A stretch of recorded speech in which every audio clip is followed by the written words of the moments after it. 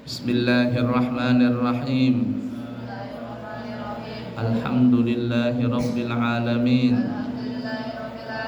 Allahumma shalli wa sallim ala sayyidina Muhammadin wa ala ali sayyidina Muhammadin.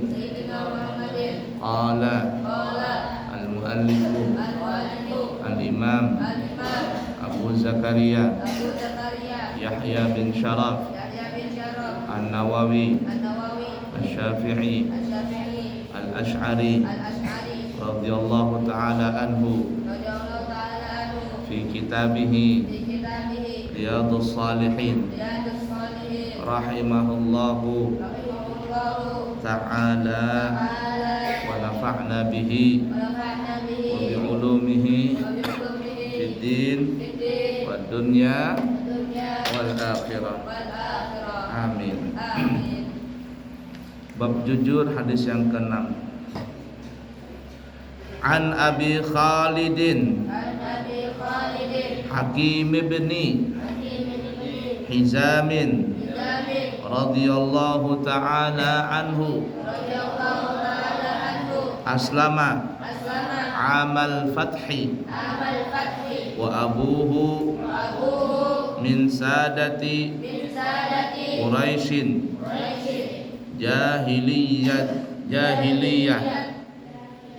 jahiliyatan wa islaman. Qala Rasulullah sallallahu alaihi wasallam al-bayyi'ani bil khiyari ma lam yatafarraqa fa in sadaqa wa bayyana burika lahuma fi bai'ihima wa in katama wa kadzaba muhiqat barakatu bai'ihima. Muttafaqun alaih. Dari Abu Khalid Hakim bin Hizam radhiyallahu ta'ala anhu. Ia siapa? Abu Khalid. Itu kunyahnya. Namanya siapa? Hakim bin Hizam. Ia masuk Islam sewaktu penaklukan kota Mekah. Sedangkan ayahnya termasuk tokoh Quraisy, baik pada zaman jahiliyah maupun setelah masuk Islam. Siapa bapaknya Hakim? Hizam. Ia berkata. Siapa yang berkata? Abu Khalid Hakim bin Hizam. Rasulullah sallallahu alaihi wasallam bersabda,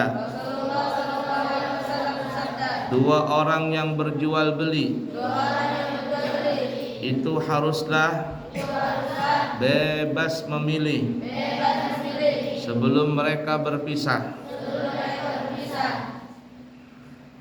Apabila keduanya jujur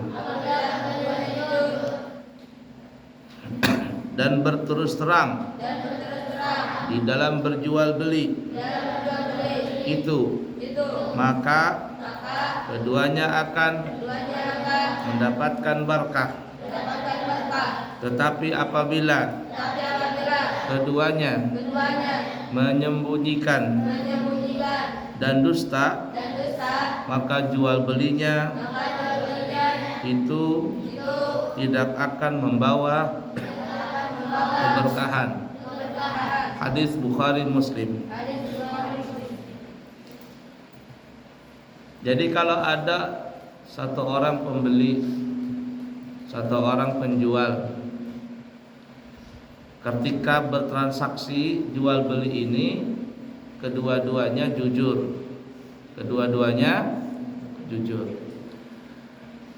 Yang penjual jujur.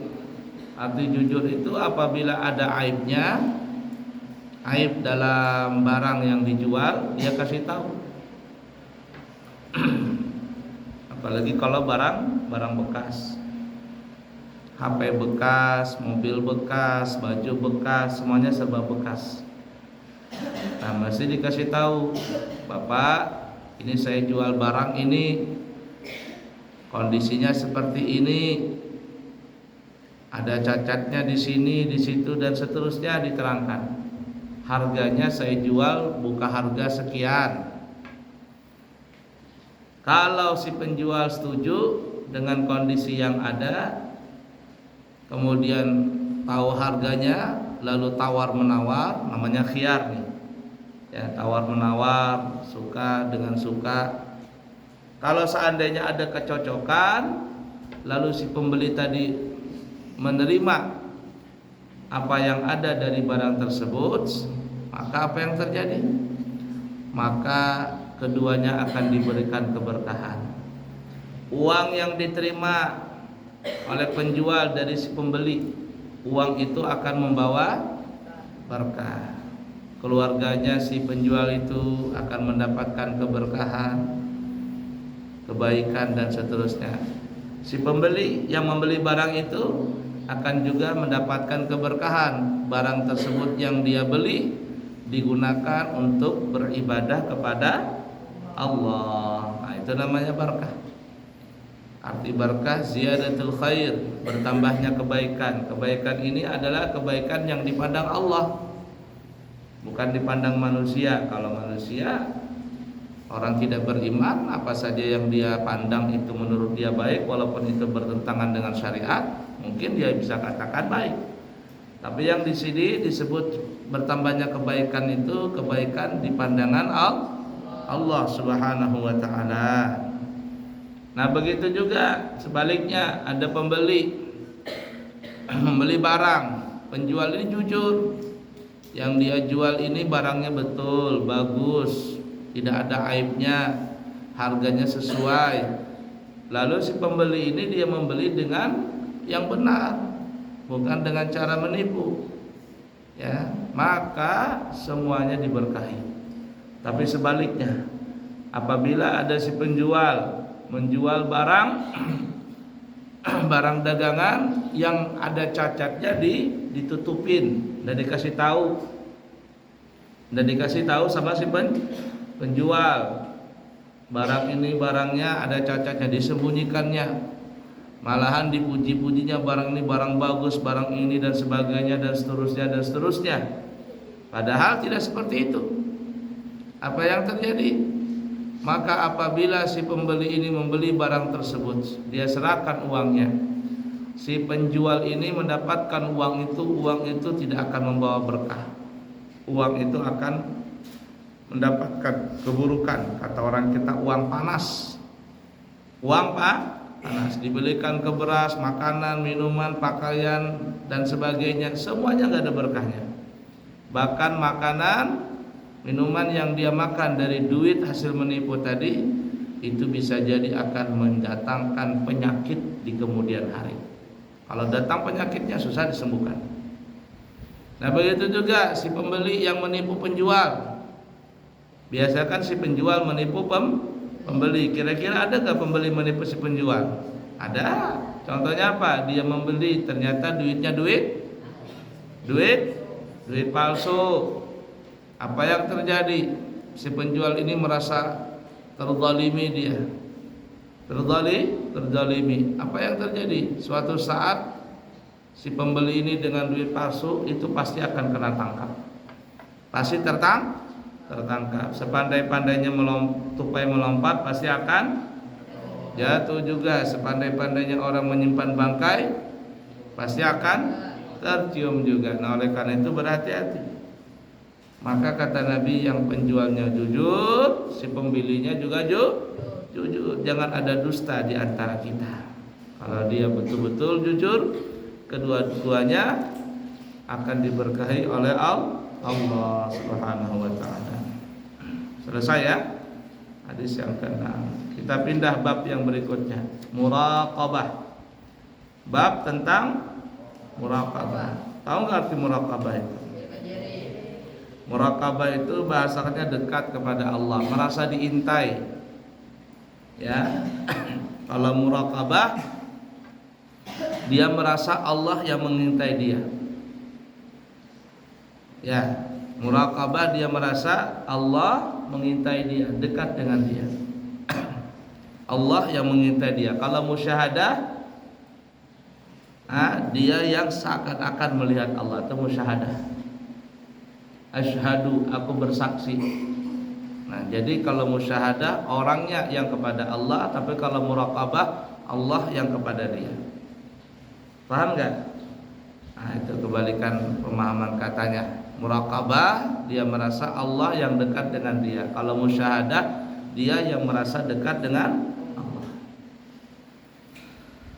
Bab tentang muraqabah. Ikutin, bab tentang muraqabah. Baca semuanya, jangan bengong, jangan diam, jangan mengerjakan yang tidak ada faedahnya. Qala Allah Ta'ala, berfirman Allah Ta'ala dalam surah Syu'ara, surah yang ke-26 ayat 218 sampai 219.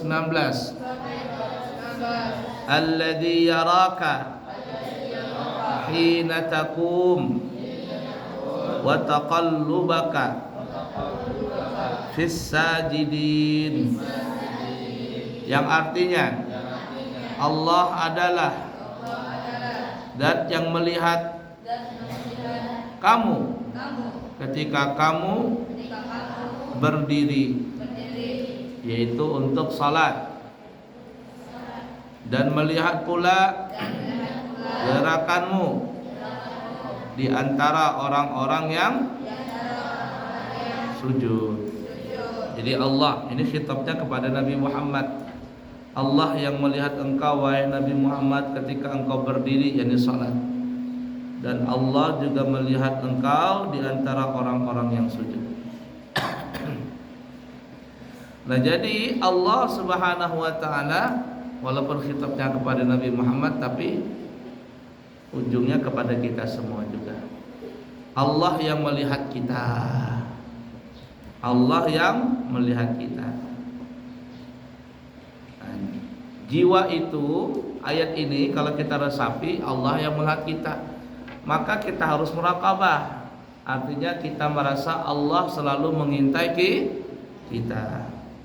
Wa qala ta'ala, dan Allah berfirman, wa huwa ma'akum aina ma kuntum, Allah senantiasa bersama kalian dimanapun kalian berada. Surah 57 Al-Hadid ayat 4. Allah itu ada melihat kita dimanapun kita berada. Allah selalu ada dengan kita. Tapi bukan berarti Allah itu bertempat. Allah tidak berhajat dengan tempat. Maksudnya Allah selalu melihat kita. Apa yang kita kerjakan Allah tahu. Kamu sedang sendiri, Allah tahu. Kamu sedang bersama orang lain, Allah tahu. Kamu sedang di WC, Allah tahu. Masih ingat? Abuya pernah cerita, ini cerita ini masyhur mulai zaman dulu sampai zaman sekarang. Diceritakan di pesantren-pesantren.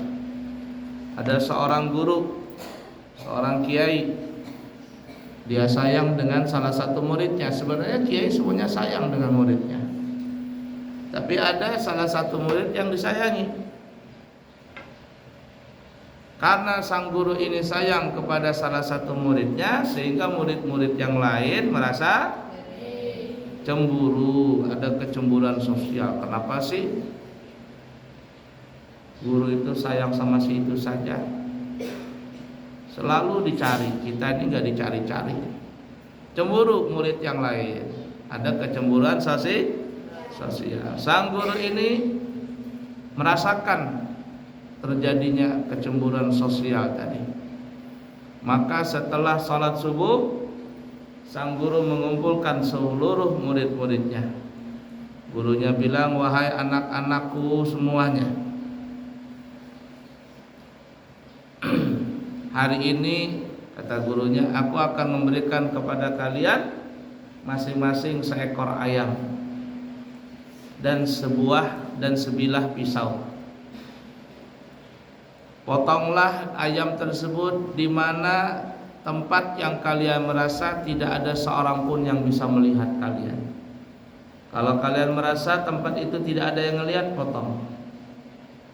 Tapi kalau seandainya kalian merasa ada yang melihat, jangan kalian potong.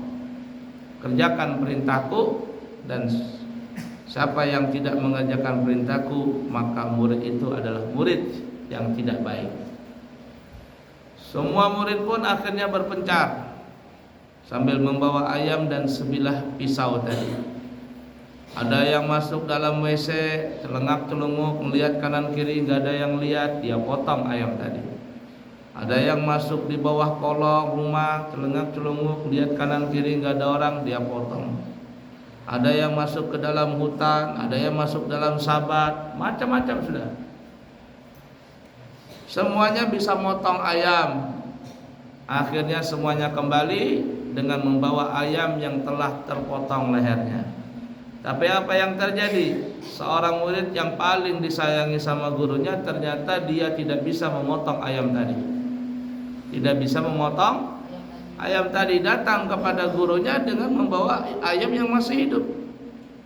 Lalu gurunya melihat itu, heran, kenapa kau tidak bisa motong? Murid-murid yang lain akhirnya mencibir kepada murid yang disayangi sama gurunya ini. Wah, katanya murid teladan, katanya murid yang paling disayang. Ternyata perintah guru aja nggak bisa ditaatin. Berarti ini murid pembangkang, murid mucil ini. Nah, gurunya pun tersenyum. Yang lainnya merasa sinis, gurunya tersenyum saja. Lalu sang guru menenangkan suasana, kata gurunya begini, wahai murid-murid sekalian, anak-anakku sekalian, sebelum kalian mencibir temanmu ini, kita tanya dulu, kenapa dia tidak bisa memotong ayam yang kuperintahkan untuk dipotong? Lalu sang guru bertanya kepada murid yang disayangi tadi, kenapa wahai anakku engkau tidak bisa memotong ayam yang kuperintahkan untuk dipotong? Lalu sang murid ini bilang, wahai guru, aku sudah mencari tempat yang engkau perintahkan, yang engkau katakan di mana ada tempat yang tidak dilihat orang, maka disitulah aku memotong. Tapi ternyata ke timur, ke barat, utara, selatan, ku cari tempat itu, tidak ada tempat yang aku bisa merasa aman dari dilihat oleh, yang aman dari tidak dilihat orang. Aku ke atas pohon, ke dalam goa, ke dalam hutan, tapi tidak bisa aku motong. Kenapa? Kata gurunya, karena aku selalu melihat, karena aku merasa Allah melihat aku yang sedang mengerjakan perbuatan motong ayam ini. Itulah yang menyebabkan aku tidak bisa memotong ayam ini. Lalu sang guru berkata kepada murid-murid yang lain, wahai anak-anakku sekalian, ketahuilah, aku sayang kepada kalian, tapi aku lebih sayang kepada salah satu murid ini yang tidak bisa motong ayam karena keimanannya dia, keyakinannya kepada Allah lebih tinggi daripada kalian. Dia merasa Allah selalu mengintai dia, sehingga kemanapun dia merasa, kemanapun dia berjalan, Allah selalu bersama dia. Lalu apa yang terjadi? Dia tidak akan melakukan pengkhianatan, tidak akan melakukan perbuatan dosa. Tapi kalian yang merasa Allah tidak melihat kalian, kalau seandainya kalian sedang sendiri, itulah yang menyebabkan kalian bisa berkhianat denganku. Dikasih amanah, berkhianat. Dikasih amanah, tidak jujur. Itu yang menyebabkan kalian belum mendapatkan makom seperti murid yang satu ini. Nah, jadi kalau bisa makom seperti itu, merasa Allah selalu mengintai, hebat itu sudah. Ada abuya kah? Enggak ada abuya kah? Ada yang ngelihat kah? Enggak ada yang ngelihat kah?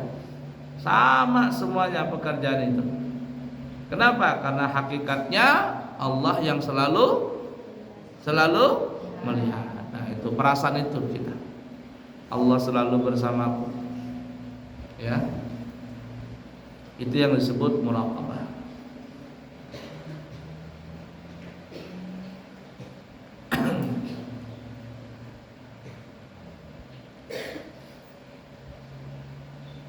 Nah, itu ya.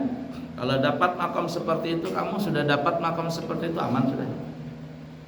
Aman sudah. Arti aman itu kamu tidak bisa lagi berkhianat, kamu tidak bisa lagi berbohong, kamu tidak bisa lagi menjelek-jelekan orang. Kenapa? Karena hakikatnya Allah selalu melihat kamu. Tidak lagi takut dengan manusia, yang dia takut hanya kepada Allah. Tapi kalau ada santri masih omongannya kasar, omongannya jorok, dia masih melakukan perbuatan yang tidak baik. Kenapa dia masih seperti itu? Karena dia belum sampai maqam muraqabah. La ilaha illallah. Wa qala ta'ala innallaha la yakhfa 'alaihi syai'un fil ardi wala fis samai. Yang artinya sesungguhnya tidak ada sesuatu yang tersembunyi bagi Allah, baik yang berada di bumi maupun yang berada di langit. Surah Ali Imran, surah ketiga ayat kelima. Tidak ada halangan bagi Allah untuk mengetahui apa saja yang ada di bumi dan ada yang di langit. Semuanya diketahui oleh Allah. Bahkan yang tidak bisa terlihat oleh manusia, Allah mengetahuinya.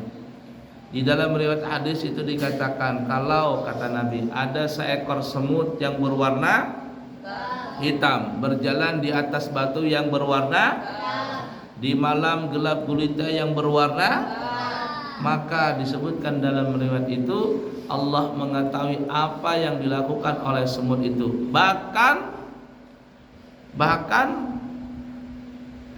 apa yang dimau oleh semut itu Allah tahu.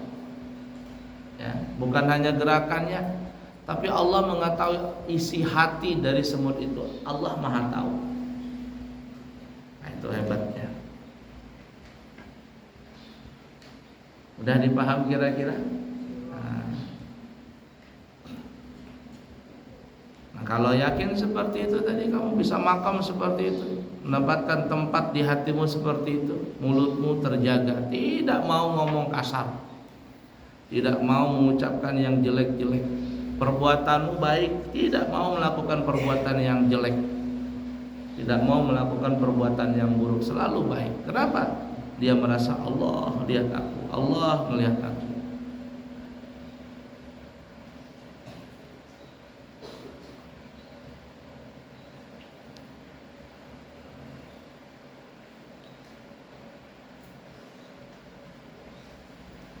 Wa qala ta'ala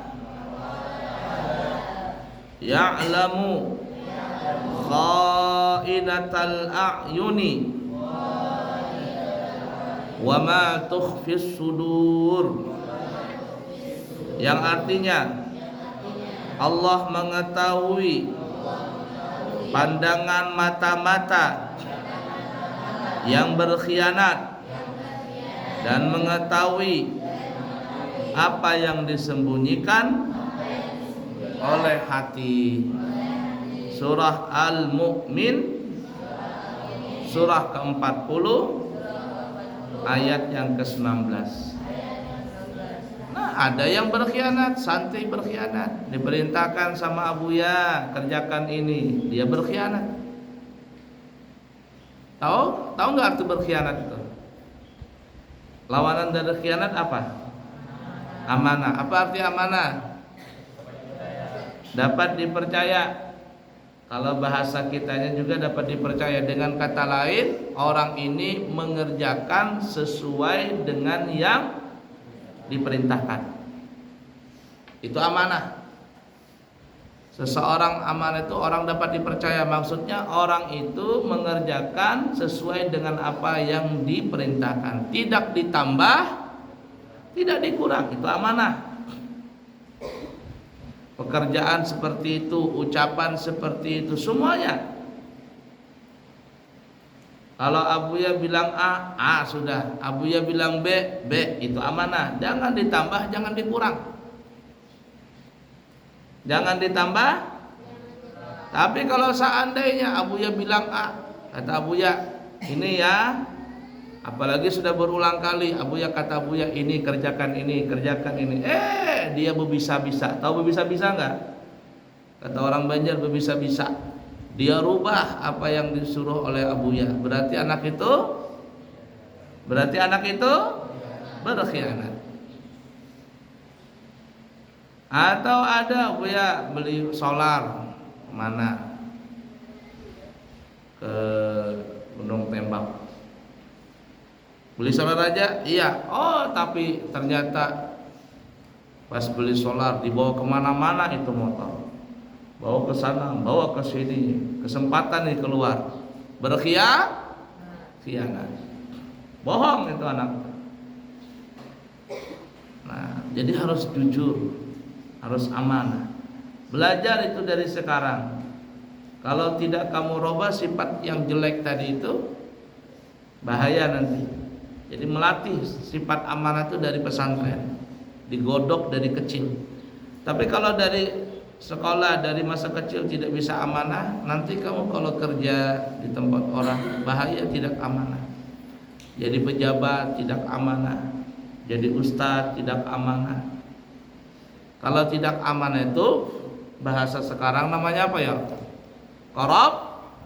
Korupsi waktu, korupsi uang, macam-macam saja. Nah, makanya kalau jadi PNS tuh atau kerja di perusahaan itu harus pas waktunya. 1 menit saja terlambat dikatakan lambat, sudah 1 menit saja terlambat dari toleransi. Itu masuk pakai ini apa namanya yang pakai kartu itu, sidik jari, pulang pakai sidik jari juga ketahuan. Di mana-mana ada CCTV. Tapi kalau orang beriman tidak perlu pakai CCTV. Kenapa? Karena CCTV yang hakikatnya adalah Allah. Wa qala ta'ala, dan firman Allah Ta'ala, inna rabbaka labil mirsad, sesungguhnya Tuhanmu senantiasa benar-benar mengawasi. Nah, mirsad mengawasi, mengintai. Itu yang tadi muraqabah tadi, merasa Allah melihat, merasa Allah mengintai, merasa Allah memata-matai. Itu muraqabah. Jadi kalau muraqabah merasa dekat, artinya Allah melihat kita, mengintai kita. Kalau musyahadah, kita yang melihat Allah. Itu kebalikan katanya seperti itu. Wallahu a'lam bishawab.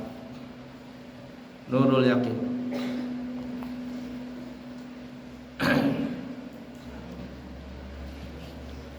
Bismillahirrahmanirrahim. Qala al-muallifu al-Syekh Muhammad al-Khudari bin al-marhum al-Syekh Afifi al-Bajuri fi kitabihi Nurul Yakin fi sirati Sayyidil Mursalin rahimahullahu ta'ala wa nafa'na bihi wa bi'ulumihi fid din wa dunya wal akhirah. Amin. Masih di bab perilaku Nabi Muhammad di tengah kaumnya sebelum diutus. sebelum Nabi diutus di umur 40 tahun. Nah, jadi umur masih 30, masih 25 itu semuanya. Ketika beliau menikah dengan Siti Khadijah, di Mekah itu ada tempat ya, di depan di luar Masjidil Haram itu ada lokasi keramik yang kotak-kotak begitu, keramik kotak-kotak. Dia dekat WC di luar. Nah itu dikatakan lokasi itu adalah bekas tempat rumah Nabi Muhammad SAW bersama Siti Khadijah. Itu ada tempat itu. Jadi lokasinya sekarang rumahnya nggak ada, cuman dikasih keramik yang kotak-kotak. Nah itu rumah tempat tinggal Rasulullah dengan Khadijah. Abuya ke situ kemarin, ini rumah Siti Khadijah dengan Rasulullah. Lumayan besar bentuk lokasinya. Nah kalau yang sampai sekarang masih utuh rumah peninggalan Nabi, maksudnya tempatnya itu adalah perpustakaan. Jadi ada maktabah di situ. Kalau kita keluar dari dari Masjidil Haram, ada di situ maktabah. Sekarang jadi perpustakaan. Nah, ada rumah, tapi kalau rumah Nabi yang asli sudah nggak ada. Cuman lokasinya itu sekarang dibangun perpustakaan. Nah itu tempat rumah lahirnya Nabi, tempat rumah kelahiran Nabi. Siti Aminah di situ. Jadi waktu Nabi lahir di situ, dan Abdul Muthalib melihat cahaya dari langit sampai ke bumi atau dari bumi sampai ke langit, tembus di malam kelahiran Nabi. Nah di situ ngelihat, ternyata cahaya itu adalah cahaya dari Nabi kita Muhammad SAW. Terang rumahnya Siti Aminah waktu kelahiran Nabi. Itu masih ada sampai sekarang. Baik, halaman 36. Buka semuanya, ikutin. Bismillahirrahmanirrahim. An-Nadhr pernah mengatakan kepada kaumnya dahulu ketika Nabi Muhammad sallallahu alaihi wasallam masih remaja, kalian telah rela dengan keputusannya, dan dia adalah orang yang paling dipercaya di antara kalian. Ketika dewasa, ia datang membawa berita kepada kalian. Apa yang dimaksud berita? Apa yang dimaksud berita? Agama Islam, agama tauhid. Tetapi kalian menjulukinya sebagai tukang sihir. Tidak, demi Allah, dia bukan seorang tukang sihir. Nah, jadi An-Nadhr ini memberikan nasihat kepada orang-orang Quraisy. Apa nasihatnya? Kalian semuanya, kalian ini aneh. Waktu Nabi Muhammad masih muda, Nabi Muhammad masih muda, belum jadi Nabi, umur 20, 25, 30, 35, sampai sebelum umur 40. Kalian sangat percaya dengan Nabi Muhammad. Apa saja yang dikatakan oleh Nabi Muhammad kalian percaya.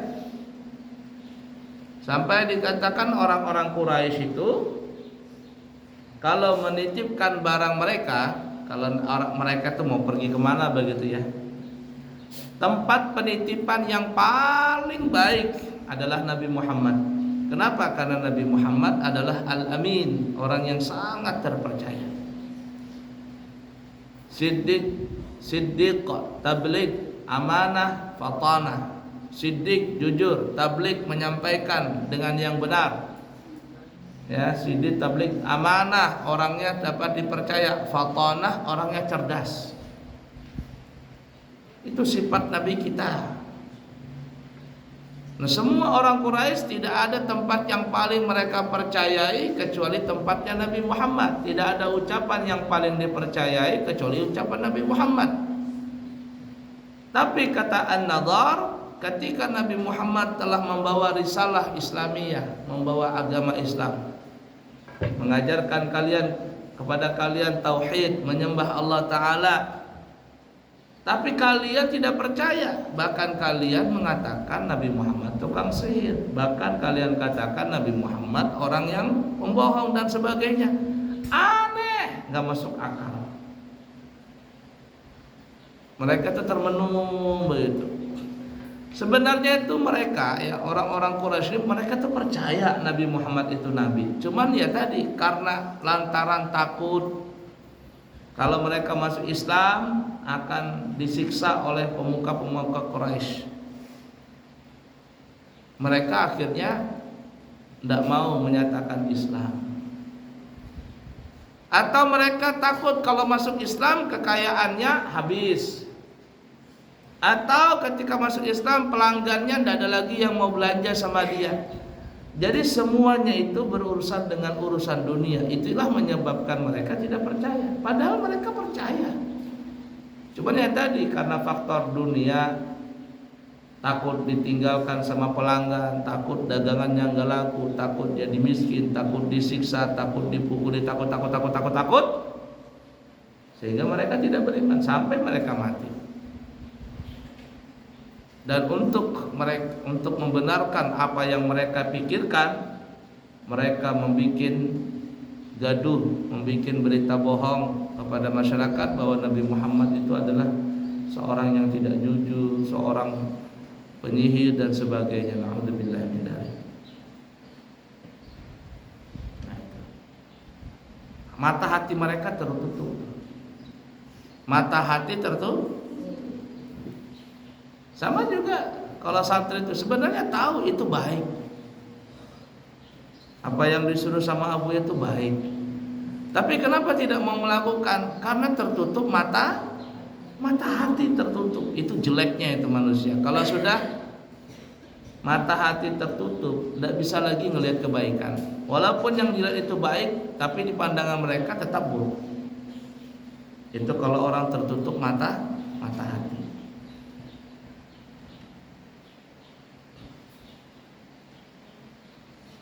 Nah, tadi perkataannya An-Nadhr itu disebutkan dalam kitab Asy-Syifa yang dikarang oleh Imam Qadhi Iyad.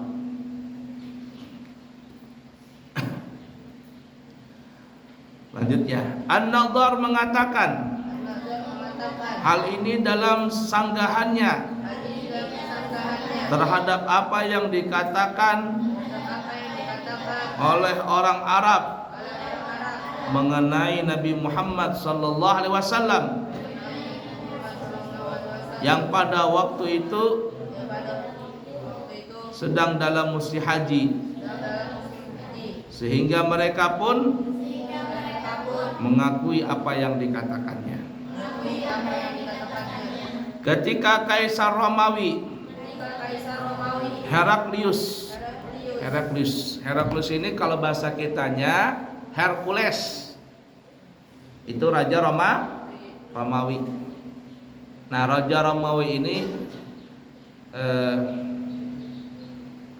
yang menyimpan menyimpan lukisan para nabi. Jadi ketika Hisham Umami ini diutus oleh Sayyidina Abu Bakar kepada raja Romawi untuk menyampaikan Islam, sahabat Hisham Umami disuruh oleh Sayyidina Abu Bakar zaman khalifah ya untuk menyampaikan berita risalah keislaman agama Islam. Maka Hisham ini sampai ke Raja Heraklius Romawi ini. Raja Heraklius, kalau kita Hercules, Heraklius ya, kita bilang Hercules, kan ada film Hercules itu. Cuman itu sudah versi bohong-bohongan sudah banyak. Tapi kalau rajanya benar, Heraklius, bahasa kitanya Hercules. Nah, Raja Romawi ini Ya sekarang di Roma ya, Vatikan itu.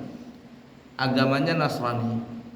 Agamanya Nasrani. Zaman dulu zaman dulu itu ada dua bangsa besar, Romawi sama Persia. Kalau Persia itu kayak penyembah matahari, penyembah dewa-dewa Persia itu. Ya dewa ini, dewa itu. Persia itu sampai puncaknya sekarang tuh kalau sekarang namanya Iran, Persia. Romawi dan Persia ini selalu berkelahi. Romawi dan Persia selalu berkelahi. Mereka tuh menguasai dunia. Ya, wilayah mereka itu besar, Romawi besar, Persia besar. Ya kurang lebih sajalah. Entah yang mana yang lebih besar, Romawi atau Persia. Kalau tidak salah, Persia yang lebih besar waktu itu. Nah, datanglah Hisham Umami ini kepada Hercules tadi, Heraklius. Heraklius ini orangnya orang Nasrani, rajin membaca kitab Injil yang asli. Lalu disambutlah utusan Islam tadi, Hisham tadi, oleh Raja Heraklius, Hercules. Lalu dibawalah sahabat Nabi ini yang bernama Hisham di suatu tempat rahasia. Lalu Raja Hercules ini membuka peti. Petinya terbuat dari emas. Ternyata di situ ada 14 foto para nabi, lukisan. Ya, Bu yang nggak hafal siapa-siapa nabinya. Di situ ya ada Nabi Adam fotonya, Nabi Ibrahim, Nabi Yusuf, Nabi Sulaiman, Nabi Daud, Nabi Yahya, Nabi Zakaria, ada 14 orang. Ketika raja ini menyampaikan, memperlihatkan lukisan tadi kepada Hisham, kamu tahu ini foto siapa, gambar siapa? Kata Hisham, nggak tahu. Ini gambarnya Nabi Adam, bentuknya begini. Asli itu bentuk Nabi Adam seperti itu. Ketika membuka lagi gambarnya Nabi Yusuf, kamu tahu ini? Nggak tahu, kok ganteng banget. Iya, inilah Nabi Yusuf. Setiap kali ditanya, Hisham ini nggak tahu karena memang beliau nggak pernah melihat Nabi zaman dulu. Nabi Adam, Nabi Nuh, Nabi Sulaiman, Nabi Daud, Nabi Yahya, Zakaria sampai ke Nabi Isa. Yang ke-14, Raja Hercules ini memperlihatkan satu gambar, satu lukisan. Ketika dibuka lukisan itu, Hisham langsung kaget. Hah? Kaget, berubah wajahnya Hisham. Lalu Raja Heraklius melihat, kenapa kamu kok seperti itu? Kamu tahu dengan foto ini? Katanya aku tahu. Ini foto Nabi Muhammad. Ini adalah lukisan Nabi Muhammad. Padahal Raja Hercules ini belum pernah melihat Nabi Muhammad. Ini iya, kata Hercules, ini adalah Nabi akhir zaman, Nabi Muhammad. Kata Hisham, dari mana engkau bisa tahu lukisan ini? Padahal kan engkau belum pernah melihat Nabi Muhammad. Kata Hercules, karena aku membaca di kitab Injil, kusuruh pelukis yang ahli, apa bahasanya, ahli forensik atau apa dalam kepolisian itu. Nah, jadi kalau ada orang melihat, ya saksi melihat terjadi pembunuhan atau apa begitu, ya. Tapi dia nggak ngelihat nggak ketemu orangnya, cuma ngelihat pelakunya tadi. Nanti ditanya sama polisi, siapa saksinya? Saya, kata. Kamu bersaksi? Iya. Kamu ngelihat orangnya? Iya. Maka orang ini ditanya bagaimana bentuknya, bagaimana rambutnya, bagaimana hidungnya, bagaimana dilukis sama orang ahli pelukis ini. Ya, pernah lihat ya film seperti itu, film detektif atau apa kepolisian, dilukis begitu. Padahal polisi yang ngelukis ini belum pernah ngelihat orang yang melakukan kejahatan. Tapi dia tahu, tapi dia bisa melukis lewat saksi ini. Setelah selesai lukisannya, kata pelukis ini, apakah begini rupanya pencuri itu, pembunuh itu, perampok itu? Kaget itu. Oh iya, itu benar. Padahal polisi itu belum pernah. Nah, Raja Hercules ini begitu.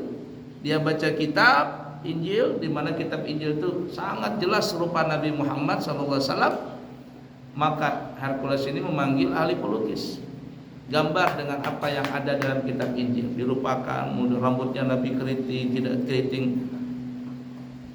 keriting keriting Indomie kata orangnya, tidak keriting keribo, tidak juga lurus begini, kulitnya begini, matanya Nabi seperti ini, hidungnya seperti ini, mulutnya dilukiskan, giginya Nabi begini. Setelah selesai disimpan sama Hercules tadi.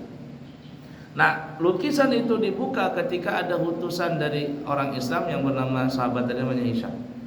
Hercules tadi membuka, dia kaget. Kok ada foto Nabi Muhammad di sini? Hercules juga kaget. Emang kamu kenal dengan ini? Lah kenal lah. Inilah Nabi kami.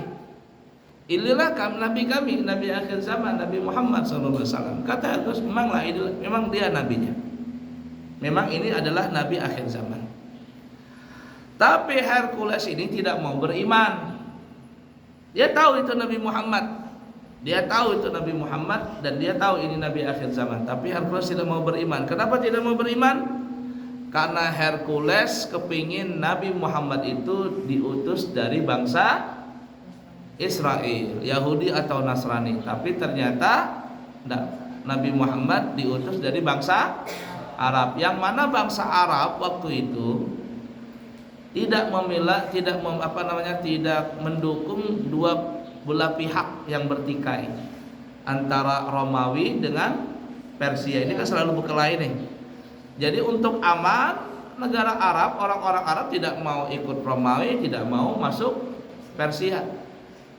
Karena Romawi adalah agama agama Yahudi atau agama Nasrani. Sedangkan Persia ini agama agama dewa-dewa, dewa matahari, dewa ini itu dewa-dewa Persia, kayak penyembah api dan sebagainya. Orang Arab tidak mau, dia menyembah berhala. Tapi keluarga Nabi Muhammad sampai ke Nabi Ibrahim itu artinya millata Ibrahim. Agamanya adalah agama yang dipeluk oleh Nabi Ibrahim, yaitu agama Islam. Dari Nabi Muhammad sampai ke Abdullah, sampai ke Abdul Muthalib, sampai seterusnya sampai kepada Nabi Ibrahim, sampai ke Nabi Adam, tidak pernah satupun di antara kakek Nabi itu yang menyembah berhala. Semuanya beragama Islam. Semuanya beragama Islam. Nah, karena orang Arab, karena Nabi Muhammad ini diutus dari bangsa Arab, maka si Hercules nggak mau masuk Islam. Kenapa? Karena dia mengharap Nabi Muhammad itu terlahir dari bangsa Bani Israel.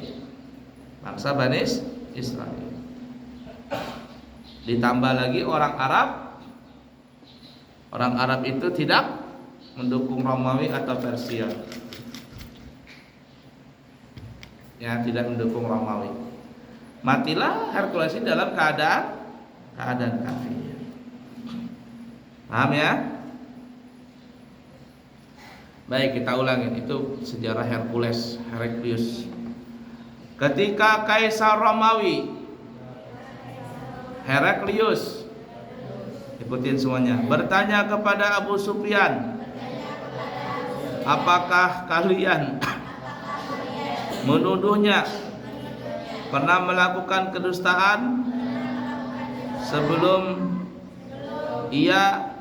Rasulullah SAW mengatakan apa yang telah dikatakannya itu? Abu Sufyan menjawab, tidak. Lalu Kaisar Hercules berkata, sungguh bila ia tidak membiarkan dirinya untuk berbuat dusta kepada manusia, pasti ia lebih tidak membiarkan dirinya untuk berbuat dusta kepada Allah. Demikianlah menurut hadis yang diriwayatkan oleh Imam Bukhari di bagian awal kitab sahihnya. Abu Sufyan juga pernah datang kepada Raja Heraklius, Raja Hercules ini. Raja Heraklius bertanya, apakah Nabi itu berbohong, berdusta? Oh enggak, Nabi kami tidak mengajarkan kedustaan. Maka Raja Hercules tadi mengatakan, kalau seandainya nabimu tidak mengajarkan berbohong kepada manusia, maka dia lebih tidak akan berbohong lagi kepada Allah Ta'ala. Artinya ucapan Nabi itu selalu benar. Paham kira-kira?